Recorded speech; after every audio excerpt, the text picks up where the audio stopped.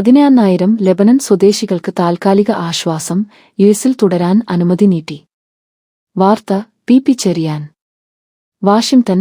യുഎസിലുള്ള 11,000-ഓളം Lebanon സ്വദേശികൾക്ക് താൽക്കാലിക സംരക്ഷണ പദവി 6 മാസത്തേക്ക് കൂടി നീട്ടി നൽകി ട്രംപ് ഭരണകൂടം.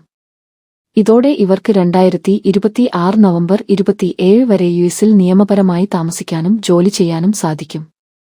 തീരുമാനം എടുക്കാനുള്ള സമയപരിധി ഭരണകൂടം മറികടന്നതിനെ തുടർന്ന് നിയമപ്രകാരം ഈ ആനുകൂല്യം സ്വയമേവ നീട്ടപ്പെടുകയായിരുന്നു.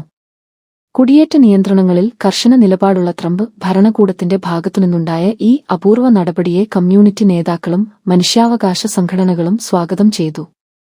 ദക്ഷിണ ലെബനനിൽ ഇസ്രായേലും ഹിസ്ബുള്ളയും തമ്മിൽ ശക്തമായ പോരാട്ടം തുടരുന്ന പശ്ചാത്തലത്തിൽ ഈ തീരുമാനം 10,000-കണക്കിന് അഭയാർത്ഥികൾക്ക് വലിയ ആശ്വാസമാകും.